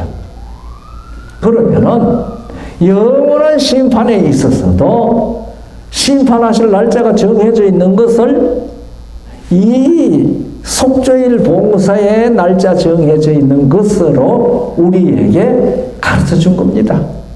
그러니까 하나님께서, 우리 주님께서 영원한 심판을 하시는데 그 심판 봉사하실 날도 정해져 있을까요?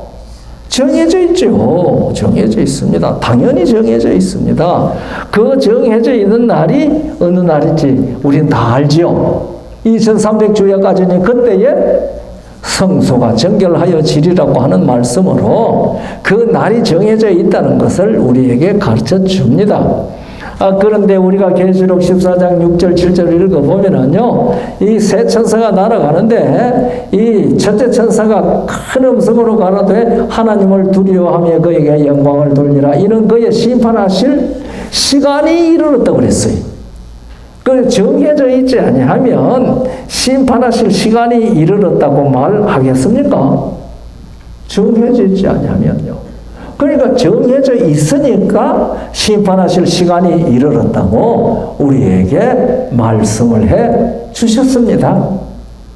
그리고 그 심판하실 정해진 시간이 언제인지는 우리가 다니엘 8장에서 우리 2300주야까지니 그때의 성소가 정결하게 함을 입으리라고 우리에게 가르쳐 주었습니다.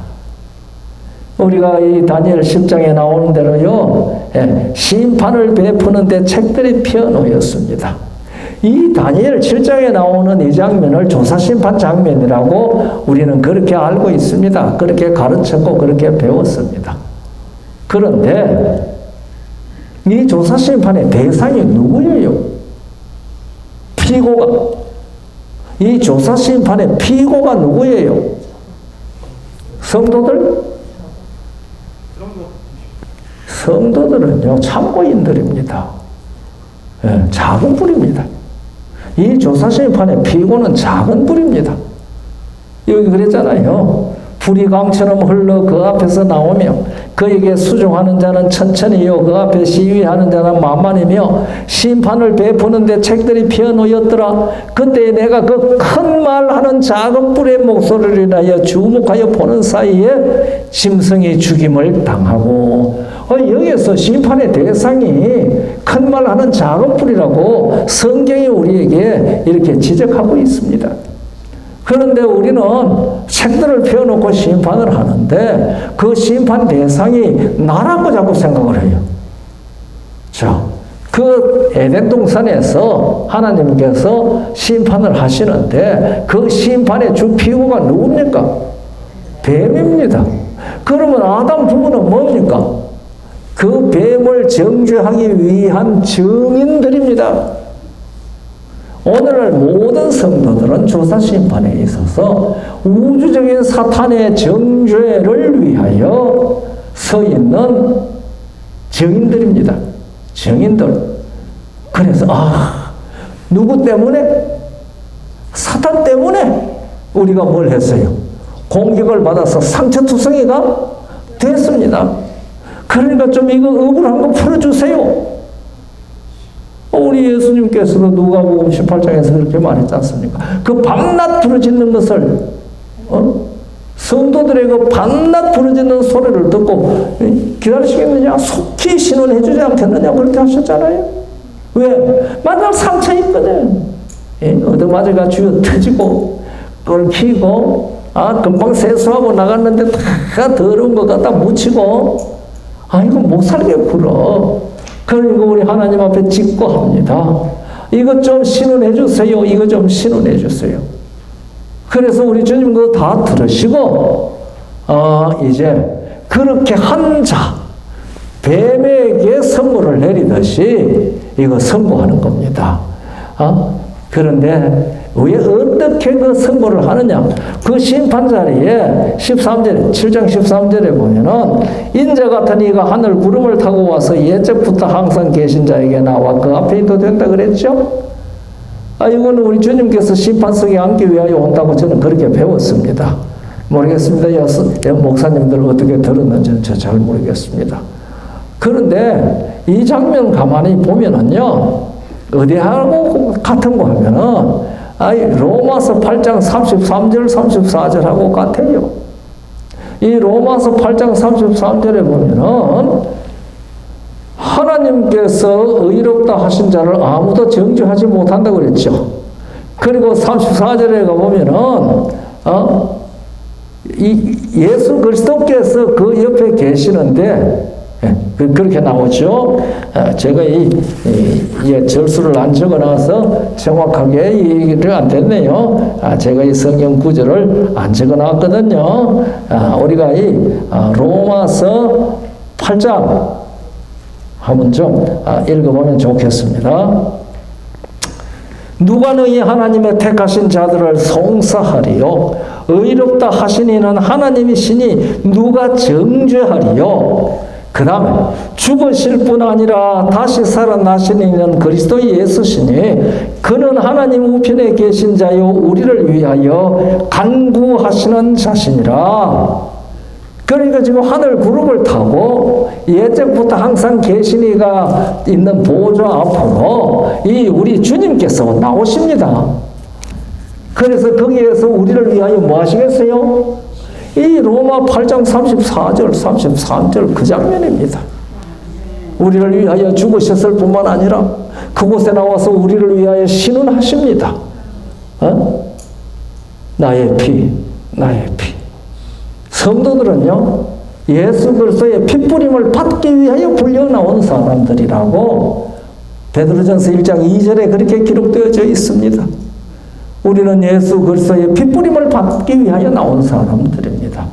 그런데 이 예수 그리스도의 피는 말하는 피라고 히브리 12장 24절에 말했습니다. 아벨의 피보다 더 낫게 말하는 뿌림피라고 했습니다. 그래서 예수께서 우리에게 피를 뿌리시면서 아벨의 피보다 더 낫게 말씀하시는데 아벨의 피는 자기 가인한테 죽은 것을 호소했지만은 우리 주님의 피는 우리를 용서해달라고 호소하시는 겁니다. 네. 나의 피, 나의 피. 그래서 이 사탄은 작은 불은 정죄되고 우리는 예수 그리스도께서 그 앞에 오시는 일을 통하여 나의 피, 나의 피. 그래서 우리들을 신원하시고 우리들에게 나라를 주시는 겁니다. 예수 그리스도 안에서 나라를 얻게 하시는 겁니다. 이것이 심판의 핵심 사건입니다. 그러니까 영원한 복음을 가졌더라. 심판하실 시간이 이르렀으니 창조주를 경배하라고 그랬는데 이 심판이 복음 맞습니까? 참으로 대답에 인색하다. 이 심판이 복음 맞습니까? 아멘이죠. 아멘이죠. 그런데 우리 재림교인들은요, 조사심판 겁납니까? 예, 사람들이요, 조사심판하면. 우리 재림교인들이 뭐가 없어요?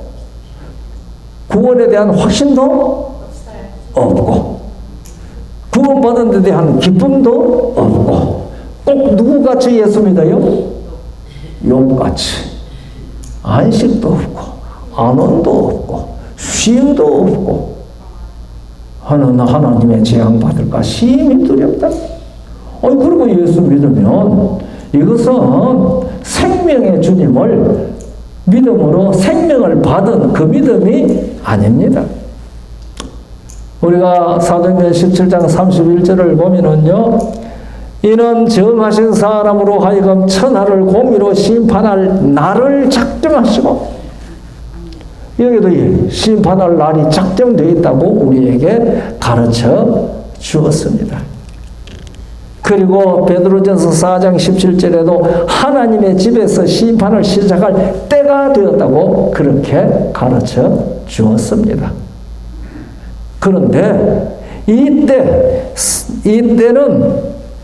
2300주야 끝에 성소가 정결하여 지리라고 하는 그거 하나밖에 성경에 기록이 없습니다. 그러니까 2300주야 끝에 심판이 시작되는 그것을 심판의 날짜라고 하는 것을 없애버리면 이 정해진 때를 성경 속에서 발견할 수가 없어요. 제가 대학에 있을 때에 신학과 한 학생이 와서 물었습니다. 목사님, 왜요? 나이가 좀 많은 학생이에요. 아니, 1844년에 조사심판이 시작됐다고 하지 않습니까? 우리가 그렇게 깨닫고 배웠지. 그런데 1844년에 조사심판하는 것이 나하고 직접적인 무슨 관계가 있습니까? 잠자는 자들로부터 시작을 해가지고 생존한 자에 미친다고 그러는데, 아니, 그것이 나하고 직접적인 무슨 관계가 있습니까? 그렇게 질문을 해요. 글쎄, 그거 참 질문거리네. 나 그거 생각 안 해봤다. 그거 한번 좀 생각해 보자. 네, 그랬어요. 내가 지금 당장 답을 못했으니까요. 그리고 난 다음에 나를 가르치신 교수님들 있잖아요. 그분들한테 가서 내가 학생이 이런 질문을 하는데 내가 어떻게 대답해야 되는지 대답할 말을 못 찾았습니다. 어떻게 그때 대답을 해야 되지요? 하니까 한 분이 김 목사, 어디 가서 꼭 그런 어려운 질문만 받아가지고 와. 나는 그런 질문 숙제 듣지도 않아. 이러시는 거예요. 내가 할 말이 하나도 없잖아요. 그래서 제가 그 오피스에서 나오면서 혼자 속으로, 저렇게 대답해버리면 어떻게 하는가? 옛날에 랍비는 말입니다. 누가 질문을 하든지 꼭 그 대답을 해줘야 했어요. 엉터리 대답이라도 해야 했어요. 근데 엉터리 대답보다 차라리 안 하는 게 나은지도 몰라요. 그런데 이제 그게 나한테 고민입니다. 그 학생한테 대답해 줘야 될 것 아니겠어요? 또 그 학생이 아니라도 누군가가 물으면 대답을 해 줘야 되지 않겠습니까? 그래서 1844년에 우리 주께서 하늘 성소에서 조사심판을 시작하셨는데 그것이 현재 나에게 무슨 문제가 있는가, 영향이 있는가, 그 문제에 대해서 생각하지 않을 수가 없었습니다. 그런데요, 그게 다니엘 8장 9절부터 14절까지 읽으면 답이 다 있어요. 그런데 그 답을 가르쳐 준 사람이 없었어요, 저한테. 모르겠습니다. 우리 목사님들 배우셨는지. 저는 못 배웠어요. 그러니까 제가 그게 답을 보고, 그것이 우리에게 영향이 있고 말고다 하는 걸 깨달았습니다. 지금 이런저런 얘기 할 거리가 많지만은, 긴 얘기 짧게 하고 끝나야 안 되겠습니까? 어쨌든 간에 그 2300주야 시작의 때가 언제인지 그것은 우리가 다 압니다. BC 475년 맞습니까? 457년 거꾸로 얘기했네요. 이미 BC 457년인 거 우리 다 압니다. 그런데 그때 예루살렘 중건 명령이 내렸습니다. 그렇죠? 한 번은 제가 부산에 가서 위생병원 교회에서 사경회를 하는데요. 친구 목사님이 전화를 했어요. 여기 어떤 사람이 여호와의 증인이 와가지고 열심히 있는 우리 교인을 방문을 해가지고 이게 이 조사 심판에 대한 게 엉터리라고 공격을 한 거예요. 그러니까 그 담임 전도사님, 담임 목회자가 자기가 대답을 못했어. 대답을 못해가지고 그 다음에 지구장을 모셨습니다. 그 지구장을 모셔가지고 이제 그 여호와의 증인에게 토론이 붙었는데요. 지구장이 대답을 못하고 진 거예요. 여호와의 증인하고 뭐라고 하는가? 성경에 예루살렘 중건하라는 명령이 날 때, 성경에 예루살렘 중건하라고 그랬지 성전 중건하라는 말이 어디 있느냐? 당신네들 그 각 시대의 대작품 내가 다 읽어봤는데 그게 성전 중건하라고 그랬다고 그러더라고. 근데 여기 보니까 예루살렘 중건하라고 그랬지 성전 중건하라는 말이 어디 있느냐고. 그러니까 이 어른이 당황한 거예요. 당황해가지고요. 성경을 딱 덮더니 계속 하시는 여호와의 증인들 참 똑똑하다니까. 여호와의 증인들 참 똑똑하다니까. 그리고 끝나버린 거예요. 그런데 이게 뭐 평신도 하고 지금 그 일이 있어서 이 평신도 안정시키기 위하여 목회자가 자기가 안 되니까 지구장님을 불렀는데 지구장님이 그러고 가버리니까 문제는 누구예요? 그 평신도 열심히 있는 집사님이에요. 그러니까 이제 그분한테 가서 성경 얘기 좀 하래요. 여호와의 증인하고 목사님이 가서 좀 토론하래요. 자, 한번 생각해 보세요. 그 사람은 그 일에 대해서 열심히 연구한 사람이에요. 재림교회 공격하려고.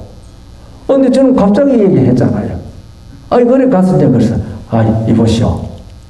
만약에 내가 가서 또 토론을 하다가 내가 지면 그 신자가 이제 잃어버리는 거예요. 그렇기 때문에 그 지혜로운 방법 아니니까 내가 지금 이 위생병원에 묵고 있으니까 위생병원에 그 신자를 보내서 우리가 가지고 있는 진리가 성경적으로 확실하다는 것을 먼저 인식시키는 것이 중요하다. 그러니까 그 사람 나한테 보내라. 그래서 이 사람이 일주일로 와가지고 꼬박 배웠어요. 그러더니 목사님, 우리 지구장님은 왜 이렇게 못 가르쳤습니까? 그분 아직도 우리 재림교회에서 신실한 집사님이십니다. 그 여자분인데요. 그래서 우리가 이런 문제들에 대해서 성경적으로, 역사적으로 확실히 대답할 수 있도록 주가 약속하신 말씀 위에 굳게서, 그래서 우리는 약속하신 말씀 위에서 걸어가면서 그거 대답할 수 있어야 되거든요. 그러니까요, 우리가 베드로전서 1장 10절부터 12절까지 읽어보면은 이 선지자들이 예수 그리스도의 받으실 고난과 후에 얻으실 영광을 미리 전가하여 어느 시 어떠한 때를 지시하는지 상고했다 그랬습니다. 그러니까 예수님 받을 고난이 어느 시 어떠한 때인지 선지자들이 예언했다는 얘기거든요. 여러분 구약 성경에 예수님이 고난 받을 시와 때가 예언되어 있는데 그게 이 다니엘 9장밖에 없습니다. 70일에. 70일의 외에는 예수님의 고난 받으실 시와 때가 예언되어 있는 데가 없습니다. 그러면은 예수님이 고난 받으신 때, 시, 그것은 우리가 역사적으로 알잖아요. 그렇죠? 그거 이제 AD 31년에 십자가에 달린 우리가 압니다. 그리고 AD 27년에 침례받으신 것도 압니다. 그게 보면은요, 그 9장, 다니엘서 9장 24절로부터 25절 읽어보면 그러잖아요. 예루살렘을 중건하라는 영이 날 때부터 기름 부음 받은 자, 왕이 일어날 때까지 7일에와 62일에를 지날 것이요. 그렇지 않습니까? 69일에. 아니, 그러니까 기름 부음 받는 게 뭔가 하면은 예수님 침례 받으시는 것이거든요. 이게 이제 사도행전 10장 38절에 나옵니다. 하나님께서 나사렛 예수에게 성령과 권능을 기름 붓듯 하셨다고 그랬습니다. 그리고 예수님 침례 받을 때 성령께서 비둘기같이 임하셔서 그리고 하늘에서 내 사랑하는 아들이요 내 기뻐하는 자라는 하나님의 선포가 있었습니다. 이거 다 우리가 알죠. 그러면 기름 부음 받은 때가 AD 27년입니다. 그러면 AD 27년부터 왜냐하면 7일에와 62일에 그랬거든요. 그러니까 70일에 중에 69일이지 않습니까? 맞습니까? 7일에와 62일이니까 69일에. 그 69일에 되는 때를 우리가 딱 계산을 하면 AD 27년이 됩니다.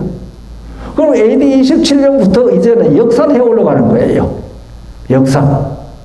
역산을 해올려 가면은 그 시작이 어디에 딱 떨어져요? BC 457년에 딱 떨어집니다.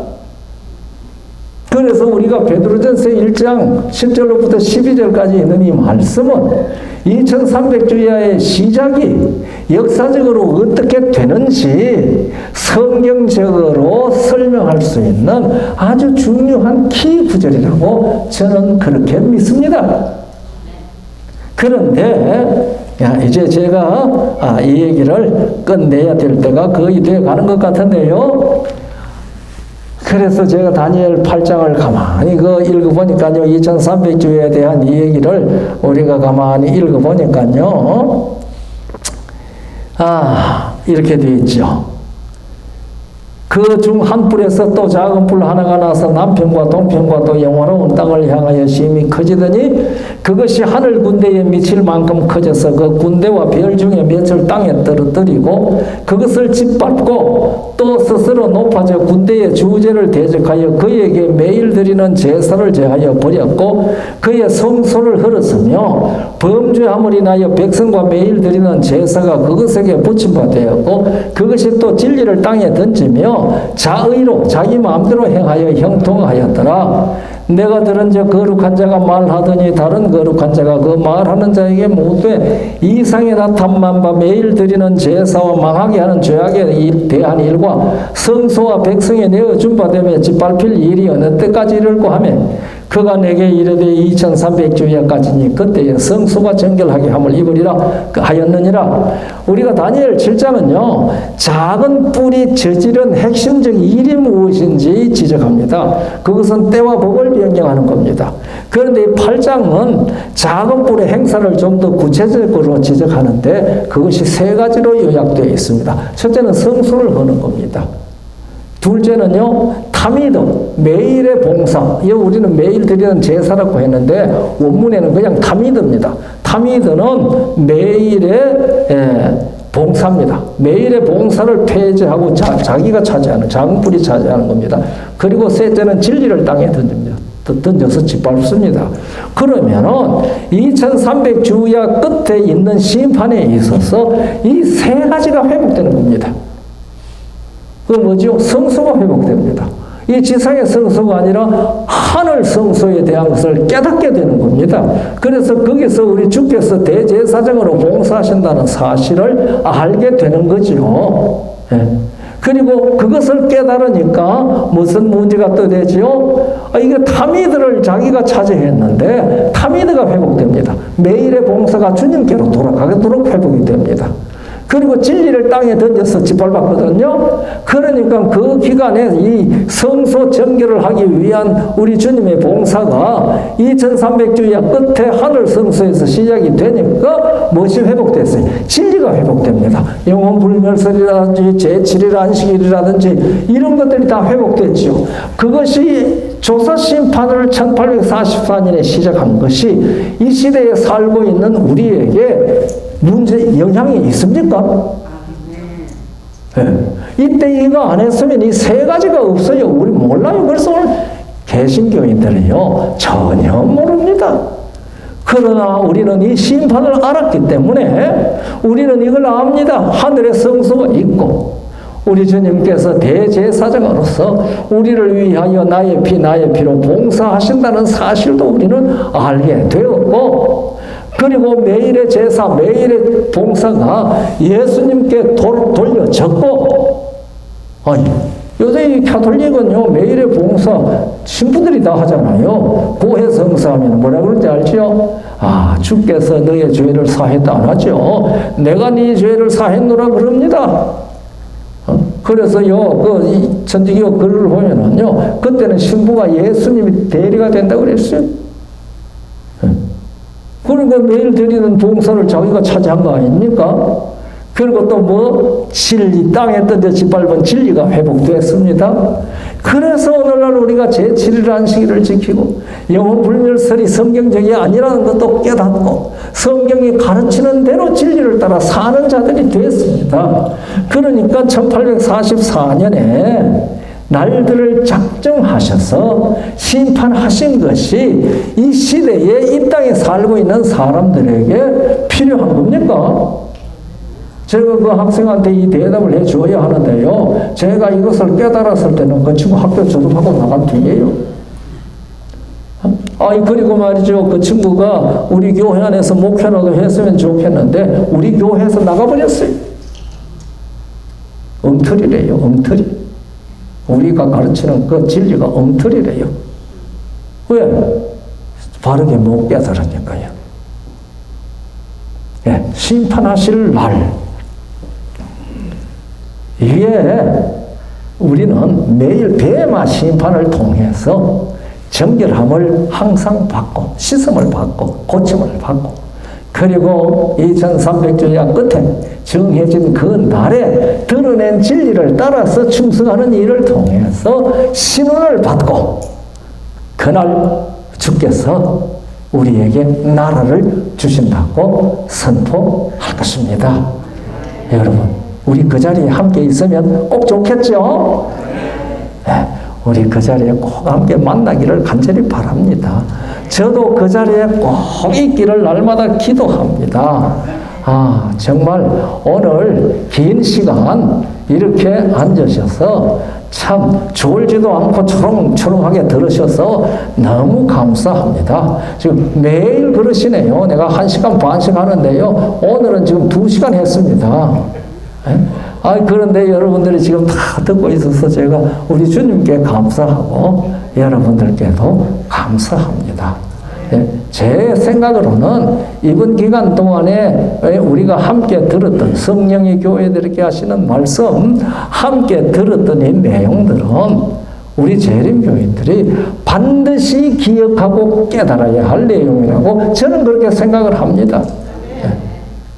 제가 여기서 그것도 요새 드물게 일요일부터 안식일까지 일주일 꼬박 그것도 1시간 반 이상 하라고 나한테 시간을 얘기를 해주는데요. 이런 게 요새 우리 교회 안에 이런 일 없어요. 참 유례가 드문 일을 지금 이 콜톤 교회에서 했습니다. 그래서 제가요 기도하고 고민하고 이때 우리가 꼭 알아야 될 기별을 증거해야 되지 않겠나 하고 아주 간절히 준비해 왔습니다. 그리고 성령이 교회들에게 하시는 그 말씀에 저는 성령의 마이크 노릇 하겠다고 그렇게 해서 지금 열심히 얘기를 했는데 열심히 들어주셔서 감사합니다. 우리가 그 심판의 끝에 성도로서 신원을 받고 옳다 인정함을 받고 흰옷을 다 입고 그 자리에 다 설 때에 우리가 얼굴과 얼굴을 대하여 보는 기쁨을 함께 누리도록 우리 주님께서 복 주시기를 간절히 바랍니다. 네, 감사합니다. 하늘에 계시는 우리들의 아버지 하나님 감사합니다. 심판을 베푸셨을지라도 단독으로 하시지 않고 우리 주님께서 옆에 계시면서 우리를 위하여 나의 피 말씀하는 피로 우리들을 신원해 주시니 감사합니다. 우리가 오늘 그 심판대 앞에서 우리 주님의 신혼의 보혈을 통하여 의롭다는 선고를 다 듣는 기쁨을 누리게 하여 주시옵소서. 그리고 그날 주님 오시는 날 산자로서 정결한 자로서 영광 중에 주님을 맞이하는 그리스도의 신부의 자격을 갖추고 하늘 어린 양의 혼인잔치에 다 참여하는 우리들 되도록 한 사람 한 사람의 이름을 기억하시고 복을 주시옵소서. 그리고 생명을 가진 사람으로서 사랑이 드러나는 삶을 살도록 성령께서 능력으로 주장하여 주옵소서. 예수님 이름으로 간절히 기도하옵나이다. 아멘.